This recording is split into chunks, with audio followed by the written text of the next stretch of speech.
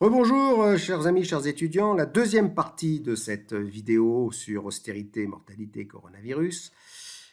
Le lien 2 a testé pour voir si l'affirmation selon laquelle c'est les politiques d'austérité qui ont empêché de bien réagir à l'épidémie en France est une supposition, une vérité ou un avis politique. Pour ça, il nous faudrait mesurer ce que c'est qu'une bonne gestion de la crise, voir si c'est effectivement la faute à l'austérité. Alors, comment dire qu'un pays a bien géré la crise? On peut avoir un ensemble d'indicateurs. Il semble que l'indicateur synthétique le plus évident soit ce qu'on peut appeler le taux de mortalité, le taux de létalité. Le taux de mortalité du coronavirus, c'est le nombre de décès par personne infectée.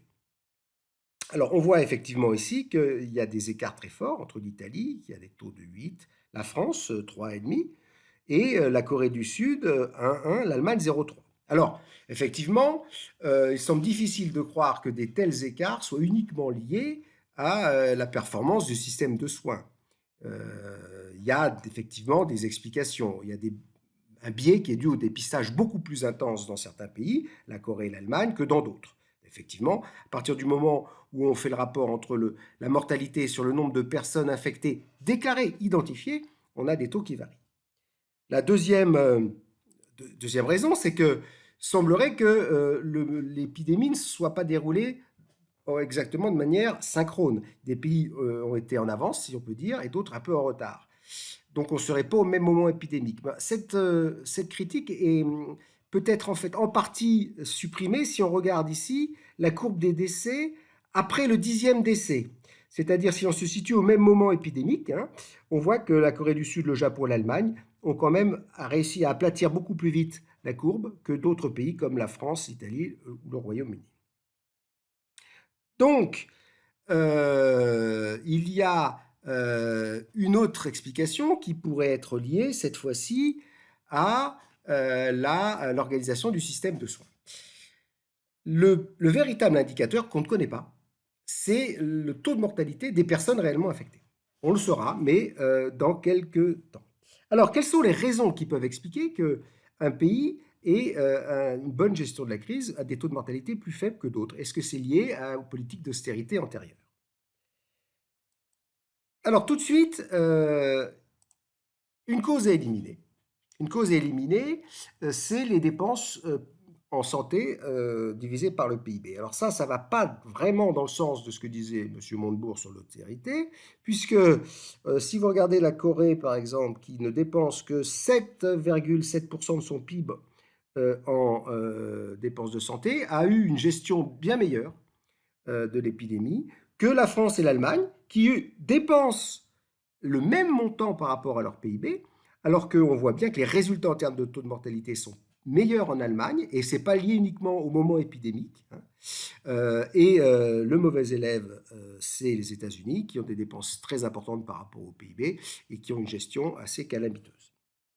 Donc, quelles sont les raisons qui peuvent expliquer ces écarts de taux de mortalité importants, même si on ne les a pas encore vraiment parfaitement bien mesurés?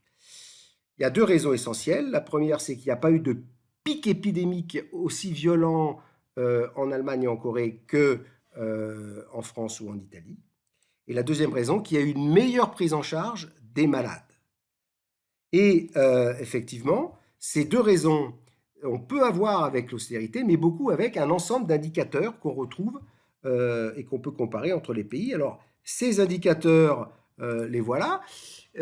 Effectivement, on a le nombre de lits de réanimation par rapport à la population qui permet une meilleure prise en charge des cas graves, notamment lorsqu'on a des populations vieillissantes. Et ben cet indicateur est beaucoup plus élevé en Allemagne, par exemple, qu'en France. Ça va de 20 000 à 5 000 au départ.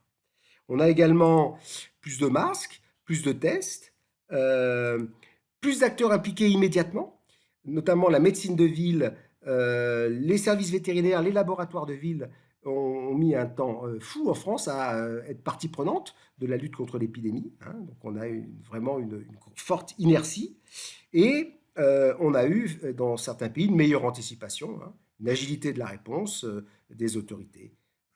Ce qui fait que La France, ici, a, semble-t-il, pas très bien réagi, bon, comme d'autres, hein, mais moins bien que certains, et c'est lié à son mode d'organisation, à la répartition des dépenses, plutôt qu'au montant total des dépenses.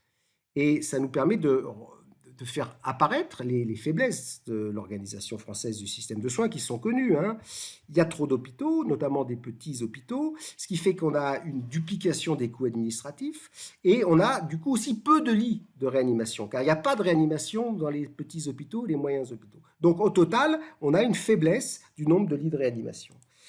On a aussi une coopération très faible entre hôpitaux et entre les hôpitaux et la médecine de ville. À ça s'ajoute une technocratie verticale, hein, et du corporatisme qui fait que ça se traduit par peu de regroupements hospitaliers qui fonctionnent, par des financements segmentés, chacun a sa petite enveloppe avec ses conditions particulières, par une multiplication des procédures, une complexification, en fait, une illisibilité de l'action publique, et donc une mauvaise filtration des malades et une mauvaise prise en charge précoce, ce qui explique aussi des taux de mortalité assez élevés. On répète, on l'a vu, il y a un manque d'anticipation, d'autonomie des acteurs, hein, donc une faiblesse de l'ensemble des stocks de masse de respirateurs et de tests qui empêchent de sortir rapidement d'ailleurs du confinement et qui empêchent également d'éviter la submersion liée au pic épidémique.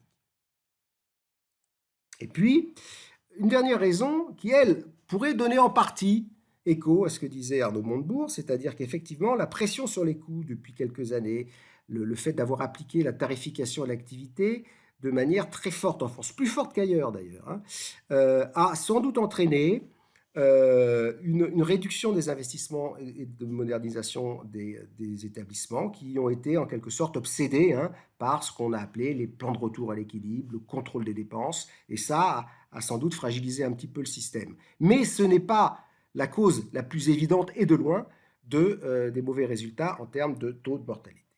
Donc je conclurai par ces quelques considérations. La première, c'est qu'il me semble que le problème, c'est moins l'austérité que la mauvaise organisation, l'efficience et l'efficacité des dépenses plutôt que le montant total. Et là, dans ce sens, l'argument d'Arnaud Montebourg ne tient pas vraiment la route.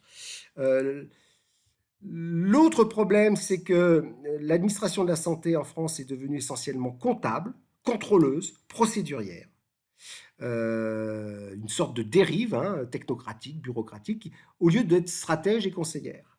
Et on arrive à un résultat assez paradoxal, c'est que, une fois de plus, hein, cet événement dramatique montre qu'on réussit l'exploit d'être à la fois suradministré, comme le montre d'ailleurs le poids de nos dépenses publiques dans le PIB, et sous-gouverné en même temps. Espérons que cela va commencer à changer. Je vous remercie.